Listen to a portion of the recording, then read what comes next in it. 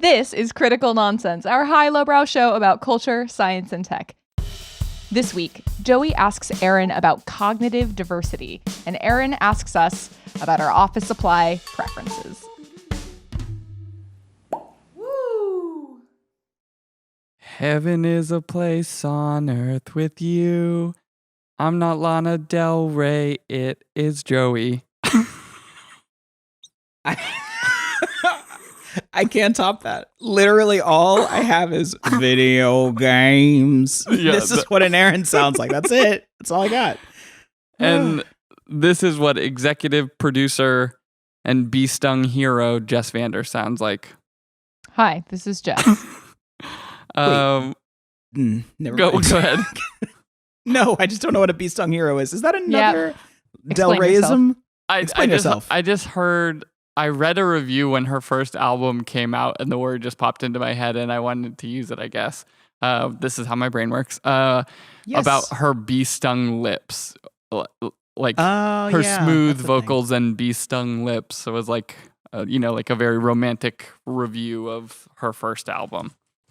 So then And I a just very said popular- bee-stung hero, whatever that means. Maybe you are the Macaulay Culkin character from My Girl, Jess. I mean, my hope is that we are all Kieran Culkin, but that's a different story. Anyway, what's going on in the corrections? What do we do first in this show? Yeah. What's the first thing that we Corrections department, first things first. Last week, we talked about CPAC. I called it Conservative Political Action Committee. CPAC is Conservative Political Action Conference. Apologies. That's embarrassing, but Shameful. I'm glad we can air these laundries. What's the saying? All of the laundries. The dirty laundry. That's it. Yeah. Yes. Very Shakira. Send in your corrections. I don't think we have any housekeeping. We've been starting to post stuff on YouTube. You can check it out there. Rate, review, subscribe, tell a friend. Send us corrections this week. Aaron, you avoided a good episode potentially last week because we talked about canceling and whether bad ideas can be public health issues, things like that. You protected yourself. You would not Thank have you. wanted I to heard be in it's. that. I am excited, just like every listener whose ear holes are being invaded by all of these good ideas. I'm looking forward to listening to that episode. There you go. Go ahead, Jess. We're only talking about one thing today, but before we do that, can we talk about bingo really quickly? Of course, yes. Was my name-o. We'd never not. Mm-hmm. It's important to note that background noise bingo may become a new side game that no one's playing who listens to this show. But I'd like to suggest that in this episode, you ready your bingo cards for auxiliary Joey Puppy bingo. Yeah, Pepper sounds. play. Yeah. One might even say that salt, and pepper's here. I've been holding on to that one for a really long time. I really thank you for indulging me on that. I had to. I like the emphasis on soul. Yeah, you got to get into it. Yeah. Yeah, I have Pepper with me. She's loud. You may hear a jangle and a jingle or a thud of some sort of toy. Apologies if you're have issues with dogs, No, this isn't the podcast for you. That it's not. A and B, ready your bingo cards. What do we just tell you? Okay. All right. On to the conversation. Joey? On to the conversation. Okay. So I am giving a talk next week. Aaron will also be joining me for part of that talk at the Seattle Interactive Conference. So cool.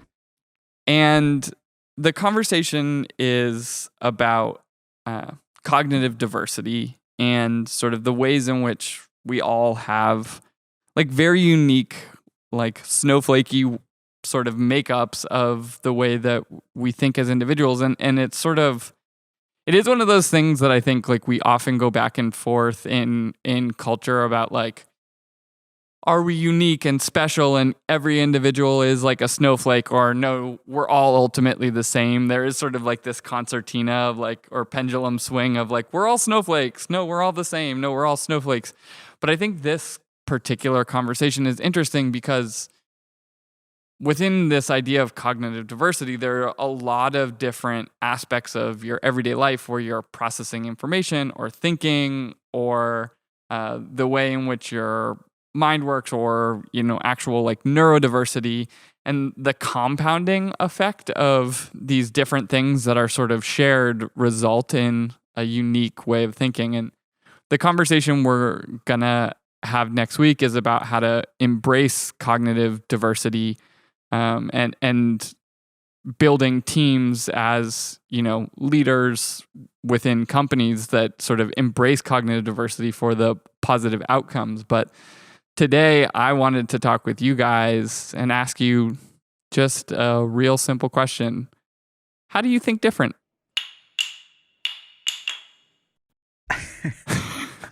I can't tell you how much I love this question and perhaps how odd it is that it's been very top of mind and involved in a lot of conversations that I've had this week. So I can actually answer this question very specifically and directly. I don't know if it's different. That's the one thing, and I think that's the fun part about it. One is external processing. I very, very much work things out loud, and it is an assault on people who do not think that way. Assault and pepper? Pepper's here. It doesn't work when you don't. Jess is covering her face right now. You can't see this. So disappointed in me, and I feel the shame, and it's okay. So that's one piece. I think the second is that I am highly engaged in individual thought exercises, like in a linear fashion. How do I put it? I'm fully engaged in one conversation or idea at a time.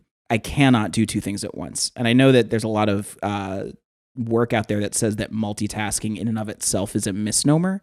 It's more so about like speed of disconnected thinking or like separate thoughts. I am very much incapable of, for example, watching TV and texting on my phone at the same time. I can't do it. I cannot I can't work and have a podcast going. Like no. I absolutely cannot. And so there are a couple things in that regard that I think are potentially unique to the way that I think. And I think the other, which perhaps you brought to my attention extremely recently, is that I have a very loud internal monologue all the time. And the only time that it's not going is when I'm externally verbalizing. Otherwise, the voice is shouting over what anybody else is saying. That's basically what it is. So that's how I think different. It's really fun. It makes collaboration really easy. You think different by like being completely incapable of listening to other people. It takes my entire sensorium to actually hear other people. No, but it is the fact that there's just like a very strong and very incessant monologue that is like very diligently like and very specifically naming and processing every thought is why I find so much peace when it comes to hiking or Legoing or other sort of mundane physical activities, because those are also the only other things that actually like turn that completely off. And also creative things like playing music or writing in my journal, because it's the same thing as externalizing that thought and feeling.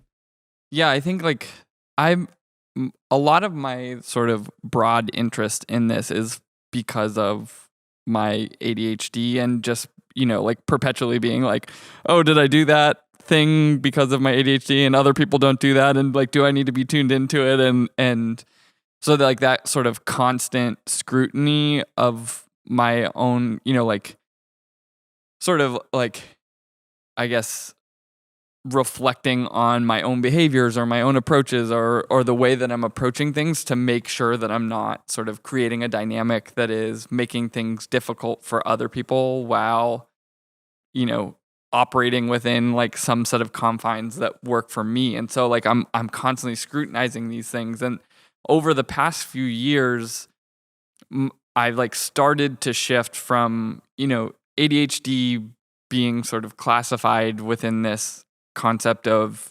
neurodiversity and like neurodivergent or like neuroatypical versus neurotypical, those types of ideas, at least at the time when I discovered those concepts, gave me both like a feeling of sort of like safety of like there's this concept that someone else external from me defined, but also at the same time I was like, I didn't want to claim it because I didn't feel like I could own it. Or you go through this exercise of saying like, well, maybe that's for people who are having, a harder time than me, and so like I can't claim that idea of being neurodivergent because maybe someone would tell me that I'm not, or like a lot of those things. There was like a talk recently This American Life episode around eating disorders, where the woman was talking about how like all of these women that she spoke to that have eating disorders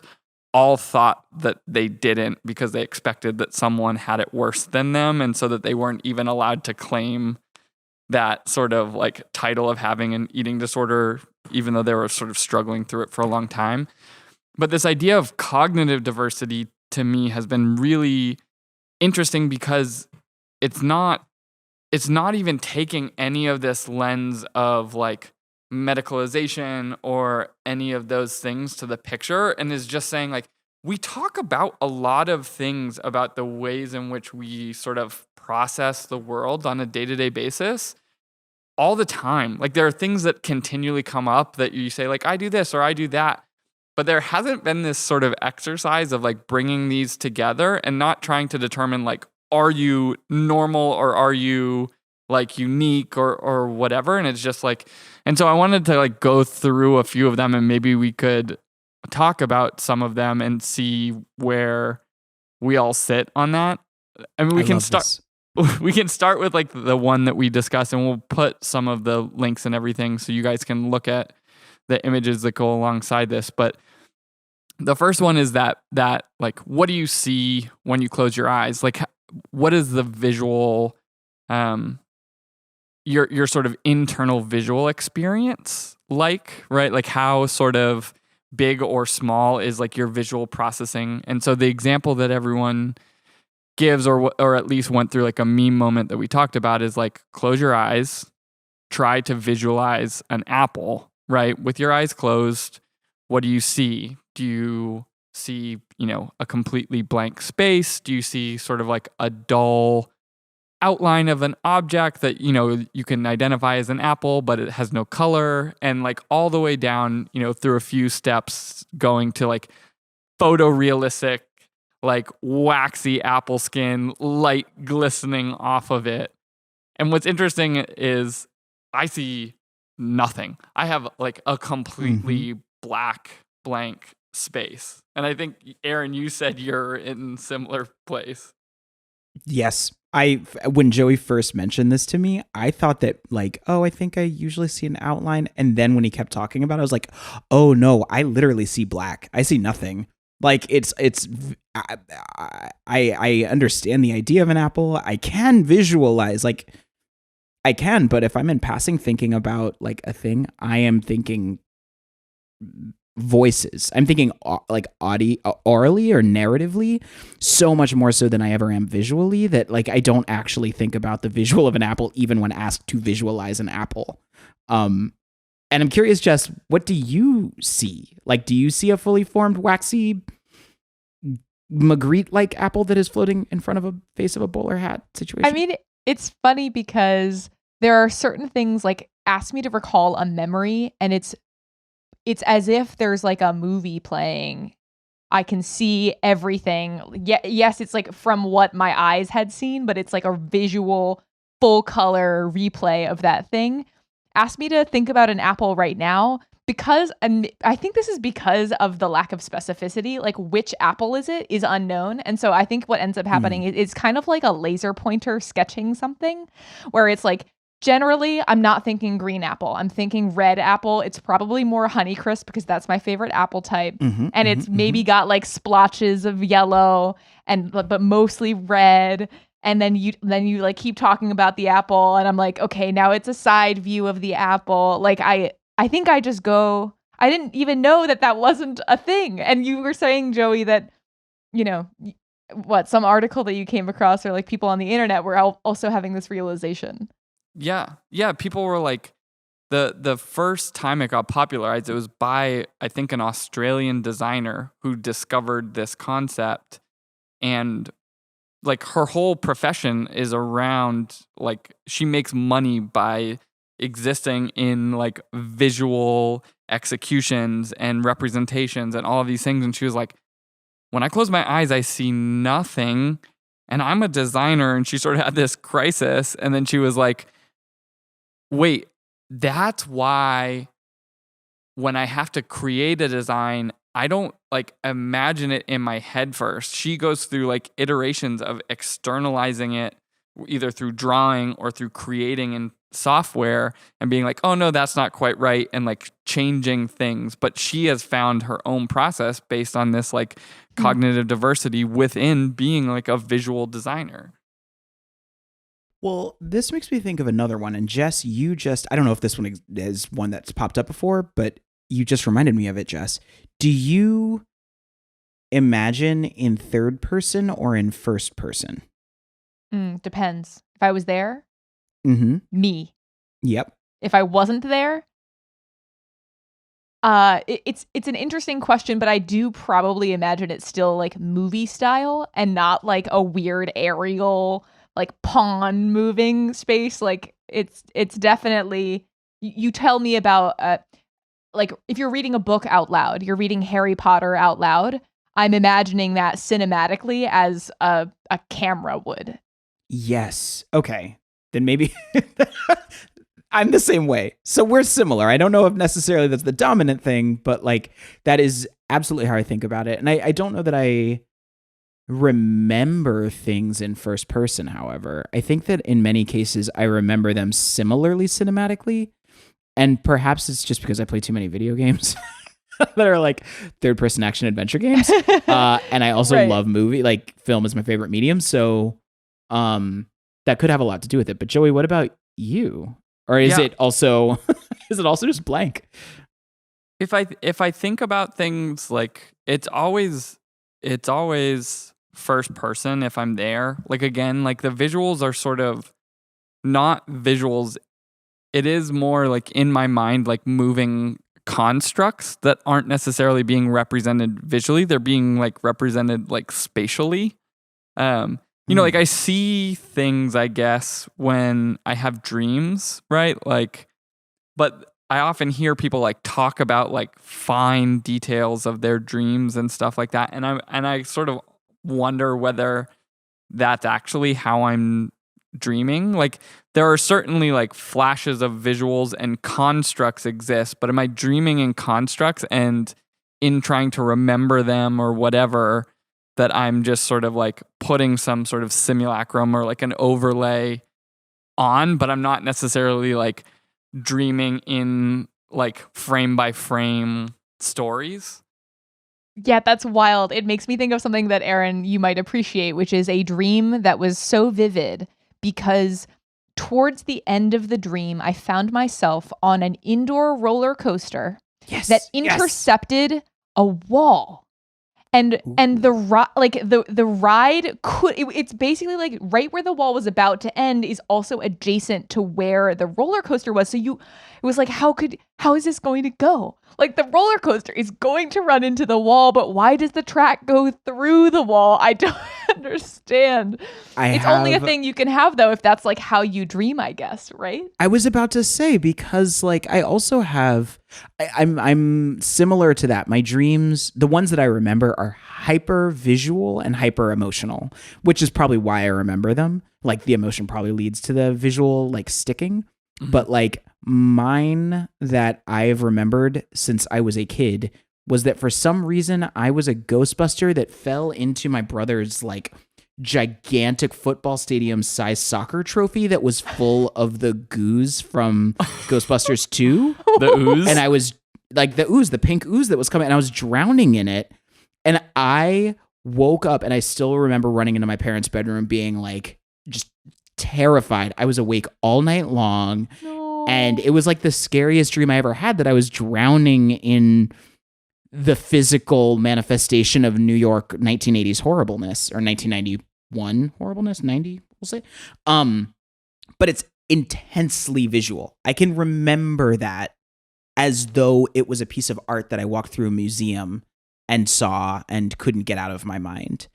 And I wouldn't say that the majority of my dreams are visual, but they're not the same as what you're describing, Joey, which is more of this spatial orientation that's gestural, or like, and that there's something overlaid on top of it. It is like crispy visual and completely whack job narratives that don't make sense. But like, that is my the brain. dreams I remember are always related to like transportation systems for some reason. and like I love it. chase systems. It's like highways, bus lines, train lines, planes. Like, I don't know why. It's like, it's always like chases and like highways so what you're saying and is subways. So you dream in the Fast and Furious and or Matrix franchises. That's what Yes. you're saying. Yes. Got it. Fully. Okay. I just wanted to be sure. Okay, Joey, tell us some more of these. Yeah. This is So fun. so the next one is that's also been like had a moment where like sort of public conversation erupts when people are like realizing they have a difference on this subject is internal monologues, right? Do you have an internal monologue? Like, can you actually almost have a conversation with yourself inside your head? Can you hear your own voice? Is it sort of everything that you're thinking is structured in sentences? Like you know, you don't actually hear yourself, but it's as though you can hear yourself think. Like we were talking before the show, like I can actually hear other people's voices, right? Like I'm very much an auditory learner. Like I can hear other people's voices. We were joking that I can do Aaron's husband's voice in my head in like different contexts. Where there are other people, right? Like, so my wife, as an example, is like, I see blackness when I close my eyes. She sees like photorealistic images. I have like a wildly clear internal monologue, and she says she has nothing. And before this thing erupted into a public conversation, it was like an at my home conversation where she's like, I don't have an internal monologue. And I'm like, what does that mean? That doesn't, how does that exist? Like, what are you thinking about? Like, are you telling me you just don't think? And unless like someone's talking to you, no ideas are flowing through your head? How does that work? This is such a question. Wait, but what is the answer to that? Because Yes. because I do need to know. Well, first of all, do you have an internal monologue? Like, can you hear a 100%. voice? Oh yeah, and what you're telling me is like I have heard this from other people, and I came to the same conclusion, which is like you must not have thoughts. Like, where are the thoughts? Where are the thoughts? You are a non-playable character. Yes. Oh, Ryan Reynolds, what can't you do? The thing that I have always found difficult is trying to describe what the voice is, like whose voice it is, because I don't know that it's my own voice. I don't know that it's necessarily like gendered. I don't know. And I wonder if it's almost like, I mean, we definitely know this recording a podcast, the way that we sound on tape or film is so different than how you hear yourself. You hear yourself through the bones rattling in your head and, you know, induction, all that kind of stuff too. And I think it's closer to that voice, but it's also like it's not quite that. And it is one consistent voice. And I think it is my voice, but it's not my voice. I don't know what voice it is. Aaron, we just came up with the plot for Pixar's next animated film where you meet the person. You like meet who that is. Oh my God. I love that. Oh, we need to go. They're only a couple miles away. Like I got really excited. I'm sorry. Emeryville, here we come. They're so close. I drove by the campus last weekend. Maybe I'll go drop in and say hi. We'll see. You want to hear some of like the fun, and maybe we've talked about this before. You know, we've been doing the show for a long time, so if we have spoken about it, sorry. But like, and thank you for listening. Yeah, some of the weird. There are some theories that have like emerged, and you know, some of like the background stuff from Westworld is about this. Like Julian Jaynes, I think we have talked about it at some point. But there's a theory about the emergence of consciousness in humans having to do with the like furthering of the decompartmentalizing of our left and right hemispheres in our brain. And then the corpus callosum being this conduit that connects the two sides of your brain, your left and right hemisphere. And that there's some theory that the voice in your head was when consciousness emerged because you became aware of the fact that you were distinct from the rest of the world. And some of the theories are that it's like literally your left and right hemisphere talking to each other. Like, oh, that's terrifying. That's horrible. I love it. It's only horrible because I would imagine that they kill each other in my brain all the time. And that explains the volume. I'm just saying. Right. Like it's like one side is like very emotional and passionate, and one side is very logical and analytical. And so some of the conflict that is going on is like the resolution of, because your left and right hemisphere there's specialization that happens, but it is not like purely like you draw pictures with your right hemisphere and you use words with your left hemisphere. There's like specialization, but it is not so severe and like purely compartmentalized, but they're like thinking different things. This is the protozoan prequel to Inside Out. We figured it out. It's just two. It started with two. There were only two, left hemisphere and right hemisphere. Put it on a Post-it. I'm going to Emeryville.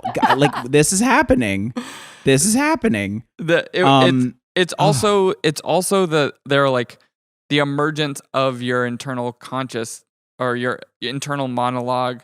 Also, like there's speculation about like God, right? Like where the concept of God emerged from hearing a voice inside your head, but not understanding that it was yourself as it initially emerged. Like our ability to have an internal monologue when that emerged. Like you can imagine someone just being like, there's someone talking to me inside my head, and so I guess that is God, and we'll just run with it. I love it. I love it. I'm terrified by it. Jess, what do you think? I just need more questions. Joey, what are the other questions? So, like, another one that we talk about a lot is learning style, right? Like, what is the most conducive way for you to consume information? You know, is it verbal? Is it visual? Is it auditory? Is it tactile? Is it spatial? Right? Like, there are a number of different ways in which people sort of best interpret and process information coming in through their senses. Okay, point of order. Typically, that is described as like, are you a visual, auditory, or kinesthetic learner? Mm-hmm. When what you just described threw in a bunch of different things that sound similar to like the theory of multiple intelligences. Are there more than three? It seems like yes. I think it is one of those things where there's like gray, blurry spaces between these things. Like sometimes when we're going through like scientific learning, we'll compartmentalize because sometimes people will compartmentalize because there are clearly sort of different buckets that these things happen. And sometimes I think, especially in psychological studies, things get compartmentalized out of a certain amount of convenience, right? Or like the ability, like not enough work had been done historically that when you're initially building it or whatever. And so I think like saying that you're a verbal learner, right? Like how is that distinct from an auditory learner where it's still through words, but it like not through your eyes, it's through your ears. And so like there's an aspect of this where if you think of it from sensorially, like what is the best way that you're receiving input? Right? Like, is it through your eyes? Is it through touching and manipulating? And that's the best way that you understand it. Is it through your ears? Is it through some other sense that allows you to like fully understand something? But on the flip side, I think there's also this idea of output, right? That maybe doesn't get talked about as much, right? Like, what is the best way that you're able to communicate yourself, which I think is also an aspect when we're thinking about cognitive diversity, right? Like, and where those things don't have to match. Like, you could be an auditory learner or a verbal learner, but be like a better visual communicator, or, vice versa. It is interesting. It gets into interesting spaces when you're talking about what learning is as it relates to memory or recall, and also like practice. And I guess that starts to dovetail a little bit with the output, because I can very easily say that I absorb information best through like audio visual mediums. Like if it's something audio, if it's something that I'm consuming through my eyes and my ears at the same time, I will be able to like, it'll stick more. And similarly, I am terrible with rote memorization. I hated history class until I was in college, because it was all about just remember that this happened in this year. And this gets into the second part of how I learn, which I think is, fairly universal. And I guess like marketers always talk about it, but it's narrative. If there's a like beginning, middle, and end, or a cause and effect or something like that, I'll absorb it. And it doesn't have to be some complicated cause and effect, but if that relationship is there, it sticks. And then I think the third piece when it comes to the output is that I'm best articulated through writing. Verbally, I can't keep up with myself. Writing, specifically pen and paper,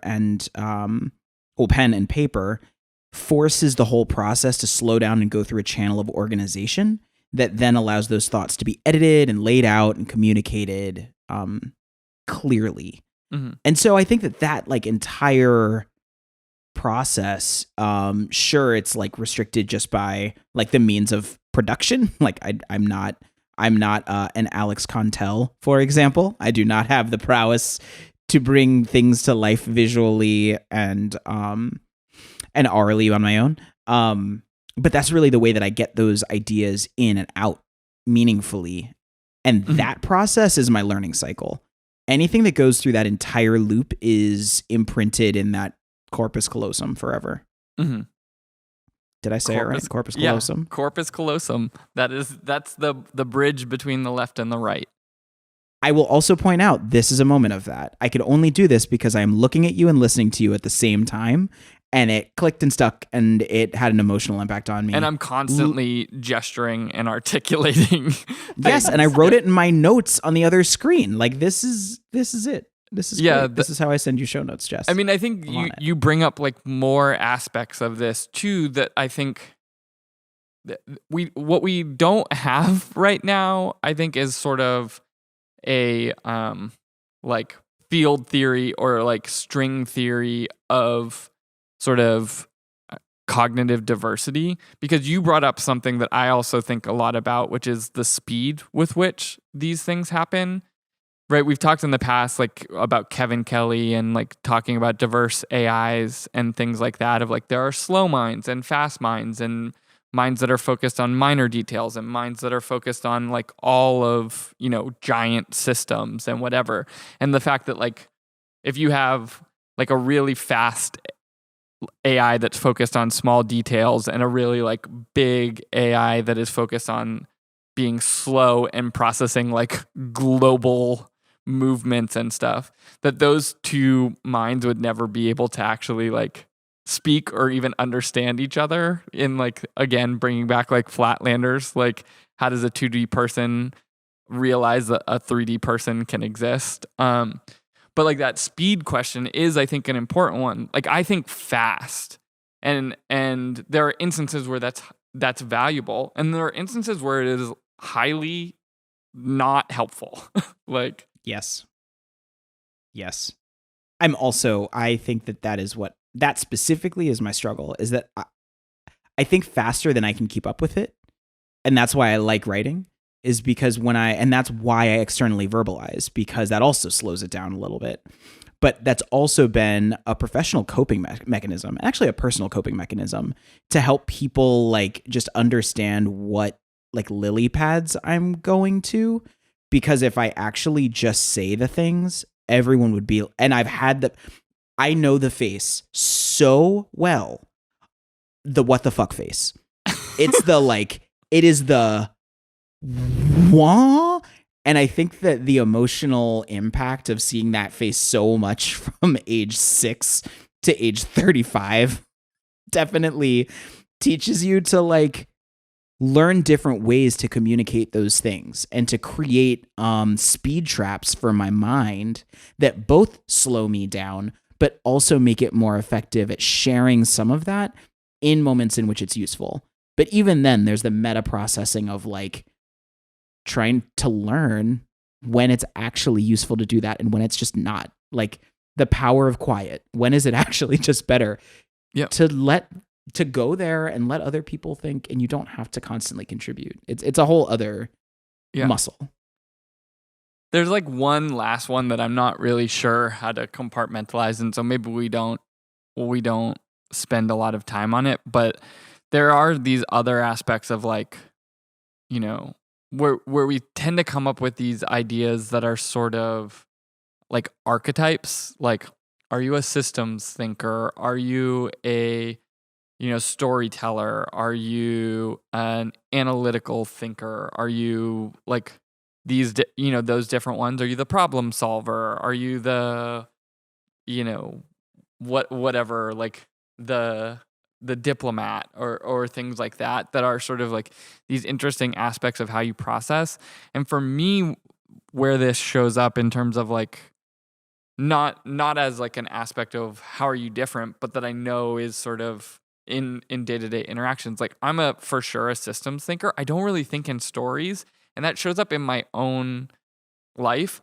Like I can remember concepts from like, my childhood. Like I'll learn something in like 4th grade, and then like that concept will be there forever, but I don't remember the stories of my own life. And even when I communicate with other people, it is like a string of concepts strung together, and like the interactions of those concepts more so than it is about like telling stories. It's like, this is how this thing works, as opposed to like, Mike showed up at the barber shop, like whatever. I'm like, have you thought about barbershops and the way that hair grows? And like, and I have like the mind palace thing of, I was joking to myself, which because I have an internal monologue, I can do that. I was like, a stupid concept or a stupid like segment for this show would be like, can you say something to me that I would have nothing to say back to, where I like couldn't no. like the answer is no. I couldn't connect. You're just like, you just like say a sentence and I'm like, that makes me think of this, like, yeah. Which is every episode of this show, Joey. Wait, so I guess to clarify a couple things. One, you should explain to people what a mind palace is. And the second thing is, so are you saying that the archetypes thing is real and the systems thinking is the one you feel like you connect with? Or is it challenging that archetypes construct? 2-part question. I mean, the question of, I think is like as real as like your personal experience. I think this is where we start to get into the blurry line between like what is the science of this thing and like what is sort of your experiential self telling you about the way that you process information. And some of these things, like, right, like your corpus callosum, or like the sort of networks in your brain that are processing language, your like Broca's area or your Wernicke's area, like those things are real, and that there's science pointing to it. But we also don't know everything about it. And so like this idea of like systems thinking and all of this conversation about neurodiversity or cognitive diversity, I think is most useful for helping to paint a picture for yourself of the ways in which you think, so that you can sort of just like make sense of your day to day, that you can like talk to other people that you're working with about like, this is the way that I process information. This is what I need from you. What do you need from me? Like it gives you language to be able to like have the conversation of collaboration and be able to like bring your diverse way of thinking to the table, as opposed to like, if you don't have the language for it and you can't have that sort of like internal interrogation, then you can't ask for the help to like exist in the ways that feel most comfortable for you. And, to that end, the what the fuck face that I was talking about was an assault and a hindrance on me exploring the way that I think. And it forced me to start using it or as I said, thinking of the way that I process out loud as a coping mechanism rather than an open door for collaboration, and rather than the way that I eventually understood how I could use it to collaborate with others, which the way that I've always thought about why I enjoy working in innovation is because I relish the idea of let me dump my brain out on the table. Please dump your brain out on the table. And then let's just do this with it and move things around and find what connects so that we all get surprised into new solutions. And like, that's how I operate. That's how my brain works. And that's what feels good about this space. Aaron, that's when you play Mahjong, it's called washing the tiles, when you put all the tiles down and you're storing them around. Yeah, I mean, what you're both talking about is the idea that like the way we think, I think socially and culturally, we associate to just our personalities. That's why it's like MBTI is a personality test. It's like how you think is who you are and vice versa. And that's also kind of why this is interesting and exciting to talk about, because we love trying to better understand ourselves in as we are trying to understand how we're thinking. Yeah. And there's like, this may never be a science, right? Like we're talking about like this, like the internal phenomena of consciousness. And like some of that is physiological and some of that is experience and some of that is like the stories you've built and the places you've been and the moment that you're in environmentally and all of that. And like, we may never be able to achieve like something that describes your internal phenomena, but like the process of trying to learn about like what's working so you can better connect with other people is still like a really satisfying, like this year, Jess, you've seen me go through like the realization, like that sort of like spatial systems orientation when I'm like thinking about something that's complex. If I'm not drawing it to where someone else can see it, like they're not getting the thing that I'm trying to tell them. And I'm like, cool. That means that when we're thinking about abstract concepts, I need to have something where I can be drawing a relationship to them so someone can see this spatial relationship that like is so clear in my head and not showing up to anybody else. It's like, in practice, this is Joey open a Jamboard. Yeah. Yes. This also is going to be a minor ad for... Not real ad. Let me clarify. Not a real ad. Unless you want to give us money, notebook. Sure. Yeah, sure. Moleskine gave us or Moleskine, as I've learned, or Moleskine or something like that. But the Smart Notebook, I got this at the beginning of the pandemic because I wanted to start digitizing my notes. And actually, I thought that I was a more spatial output person than I am. And so it has not really served its, very expensive purpose. I guess they're not going to give us that money. But I do think it's a really, really powerful way to use doodling and sketching to actually create, especially when it needs to be organic and with your hands and you don't want to buy a full-blown tablet, or scribing tablet. It can work really well. The ancient papyrus scroll. Someone get my quill and the ink pot. This, I think, brings us to Jess's unique superpower, which is synthesizing things into a wrap-up corner. Can you? Oh, no. Are you up for this challenge? Oh, God. Joey's going to give a talk about cognitive diversity and play tested a few different tests of this with us. The first about imagining an apple. The second about whether or not you have an internal monologue. The third about your learning style, the way you receive inputs and also communicate outputs. And the last, some complicated thing about thinking archetypes and processing structures. I don't know. You didn't give me a name for it.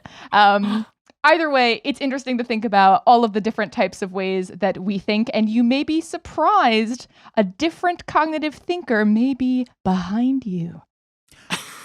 Jess, look out. You just I don't even know what to say. You like literally just pushed it into the salt and pepper wrap up corner. Yes. Call back. And magically, Aaron and Joey have actually some kind of cognitive alignment in a way that I do not share. Dumb references. Yes. 100%. I appreciate you and respect You your too. differences from afar.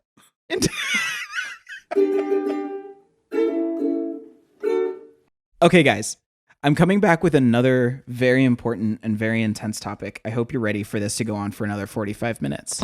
The question is, what office supplies do you miss? I miss printer paper. I miss going to the printer where I'm not supposed to be taking paper from and taking paper from it in larger stacks than I need and then putting it on a clipboard because all of a sudden you're like, I need a surface, and then you don't have one. And luckily all the paper from the printer is stacked on a clipboard. Feel you. Joey, what do you miss? People. Oh, That's not an office supply. Try that's again. a human resource. That's different, Joseph. I miss whiteboards, right? Like it's sort of weird because I'm in the office, but I'm by myself. So that's why I miss people. But in that same thing we talked about, like I miss being able to like draw together on a thing or like a big piece of butcher paper on like a conference table where we can all sort of like write and clear our tiles, so to speak, together, clean our tiles. Damn. I miss binder clips. Yeah. Which size? Just like Which the size? banana clip things? Or? Which one? Yes. The baby one? Okay, so I miss the baby ones. I hate you, Alex. Alex has one. Alex Contel up on the screen showing all of his wealth of binder baby clips. and medium. Oh, you guys are evil. I have some The binder medium are the clips most that I just like send 'em- pinch myself with all day Ooh, that's because so I have strange. weird self-flagellation via Office Max. I understand, to each their own. But no, medium size, most useful. Smallest size, most effective. Biggest size, what the hell? Weird, creepy, strong. Why are you stronger than my own grip? Yeah, that's I think where I am. I miss a binder clip like crazy. Okay. Thank you. Special, Yeah. premature special thanks also to the pencil cup. Like whenever you need a pencil, Oh. you never have one on hand. That's why I have mine at home, y'all. No, Wah, wah, wow. wah. It used to be a planter. It's now for pens. That I didn't need to tell you that. No one can see that or find that interesting. Thanks, listeners.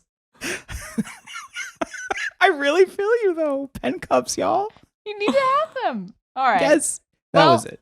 Question answered. What office supply do we miss the most? For some reason, Joey thinks people are office supplies, but Aaron and I, we miss binder clips, pencil cups, and paper. That's all.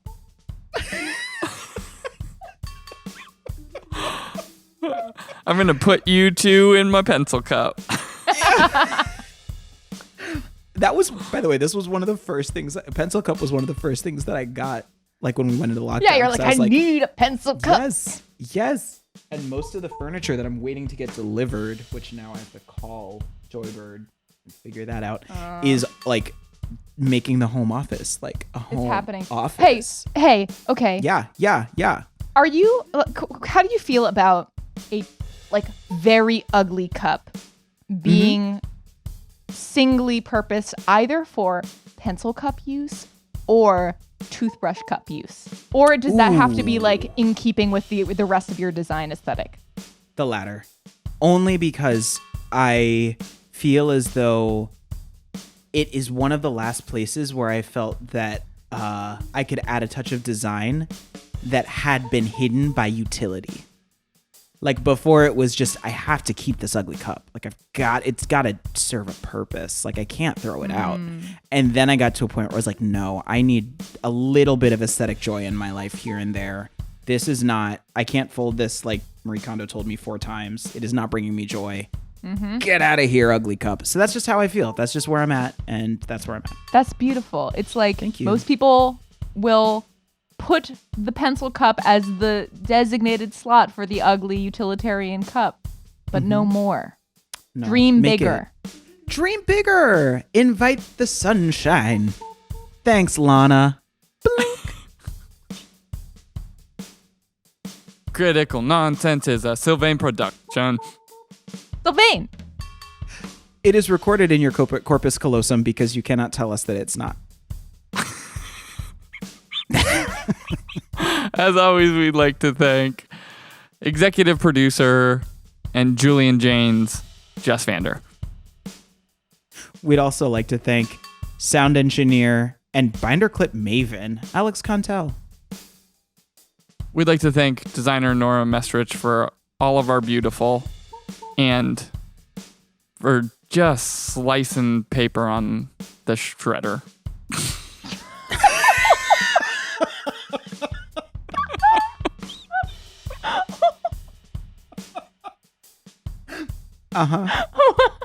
Okay. Yep. We'd also like to thank the left brain and right brain of this podcast, the production crew of Sarah Gilbert, Les Jacobs, and Tony Vong. Thank you very much. And as always, sorry, Ellen. So sorry. I want to Special thanks. Yeah. I want to thank UConn for giving you all of this neuroscience knowledge, Joey, because via them you have made me so much more excited by what goes on in this big old noggin of mine. I appreciate that. And I would like to thank Yukon Gold Potatoes, which was the first thing that made me think of. I would like to thank the New York Times cooking subscription service for introducing me to chicken Vesuvio recently, which is made with russet potatoes, chicken thighs, peas, white wine, and a little sprig of thyme. It sounds acidic. I'm not thankful for it. Not for you, Joey. There's Wow. garlic in it, man. You'd be unhappy. I can deal with garlic. I just don't want the acid. Unless it is lysergic acid, in which case, let's see what happens. Clearly. LSD. 25. So I would like to thank science videos. I do it a lot, but Always. I've been back in the hole, and Becky it just comes in the kitchen when I'm doing dishes, and it's just like, really, like the supernova, like we're back here. Why are we Lineakea? Why do I recognize that word? Just leave me alone. But thanks, Anton. I need to thank Christopher from our team because he gave me the website that I needed to go to watch the PS5 restocks. And it worked. And I have a PS5 in my living room that is now downloading all of my save game data from my PS4. I haven't been this happy since probably March 11th of 2020. So thank you, Christopher. I'm thankful for D&D and my friend Chris, who is our dungeon master, because he's just really good at it. And in the cognitive diversity realm, like, he does things that are just theater of the mind, as he says, but I'm like, I could not do the things that you're doing, but this is a fun game to play and has definitely got me through this pandemic every Wednesday, being like, well, I can at least like do what now we just call at my home nerd time, where Becky is like, oh, you have nerd stuff today? And I'm like, yes, I have nerd stuff today. It's Wednesday. I always have nerd stuff on Wednesday. Thank you. Thank you, Wednesdays. I love this. Thank you, India. Thank you. Sorry, I was going to do a whole Alanis Morissette. Alanis Morissette. Yeah. Keep going. Keep going. No, I won't. We'll save it. We'll save it for the live show in 2021. Or 2 or 3. We'll see. But I don't know. I think that's all I got, right? I think that's all we got. Yeah, thanks, Jess. Thank you, Jess. Thank you, guys. You're a pleasure. You. Okay, thanks. All right. Okay, bye. I'll see you later in my mind palace. Bye. Woohoo! But you never explained the Mind Palace. Oh, shit.